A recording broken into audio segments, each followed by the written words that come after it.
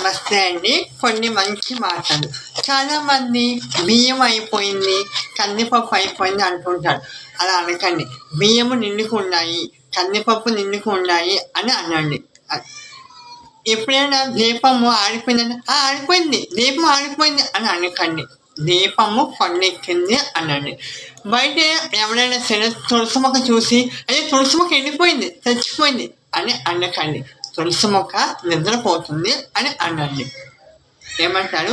ఎవరైనా సరే చనిపోతాడేమో, అతను చనిపోయాడు అని అనకండి. అతను కైలాసానికి వెళ్ళాడు, లేకపోతే కైలాసానికి వెళ్ళాడు, మోక్ష మార్గానికి వెళ్ళాడు, కైలాసానికి వెళ్ళాడు అని అనండి. ఏమంటారు? అంతే కదా. పాజిటివ్గా ఉండండి, నెగిటివ్ని వదిలేయండి. ఏమంటారు? సర్వే జన సుఖినో భవంతు.